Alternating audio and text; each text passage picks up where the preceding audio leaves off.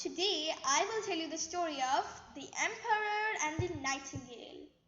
The Emperor of China lived in a palace full of treasures, which came from all over the world. He had beautiful paintings and glittering jewels, and even his dog wore a fine silk coat. The palace garden was so big that even the emperor never saw it all. He never saw the little nightingale who lived in the trees, but the gardener saw her every day. He liked to listen to her singing. Her songs always made him smile. One day the emperor was reading a book about his wonderful palace. The book said, "The emperor's garden is full of bells that tinkle sweetly." The emperor smiled proudly. But the book went on, "The nightingale's song sounds sweeter than the bells." "Why haven't I heard this nightingale?" snapped the emperor. "Bring it to sing in the palace now." The palace servants didn't know anything about the nightingale, but they didn't dare tell the emperor. They searched high and low. "What's a nightingale? Where can we find it?" In the end, they had to ask the gardener. "Follow me," he said, smiling. "I can show you the nightingale."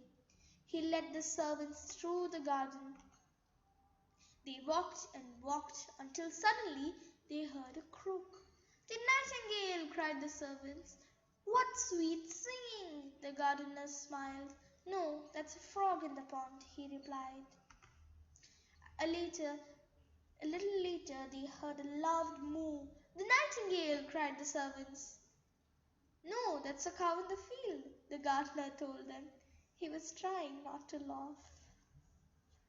In the end they came to the tree and heard the real nightingale singing. "Little bird," said the servants, "the emperor wants you to sing in his palace." "My songs sound best out here among the trees," said the bird, "but I will come." And she flew with them to the palace. The emperor was enchanted by the nightingale.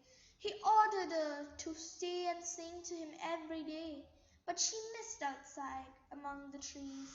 Soon the little brown bird was famous. Even the Emperor of Japan came to hear her sing. One day a package arrived at the palace. Inside was another nightingale.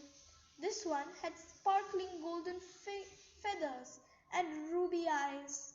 "To the Emperor of China from Emperor of Japan, here's an even better nightingale." When you turned the key, it sang like the little brown bird. Well, sort of. The emperor was very happy. He was so happy that he forgot all about the little brown bird. She flew away and nobody noticed. The emperor played the golden nightingale every morning and every evening, until one day, instead of singing, it went whiz, whir, and ker-plunk. Something had broken inside. No one knew how to fix it. Now the emperor longed for the little brown bird. He ordered his servants to search for her everywhere, but no one could find her, not even the gardener. Then the emperor felt sick. He lay in bed staring sadly at his broken bird. His room was full of silence and shadows. The doctor tried every medicine, but nothing would cure him. They said he was close to death. Suddenly, bird song filled the air. The real nightingale had found out the emperor was sick and come back to sing for him. He sang so sweetly that the shadows seemed to fade. The emperor smiled and he began to get better. "Please stay," he begged the little bird. "You can have a golden cage and all the servants you want. I prefer to live outside among the trees," the nightingale replied, and she flew away. The emperor was very sad. He asked the gardener to plant a tree under his window. "It will remind me of the real nightingale," he said.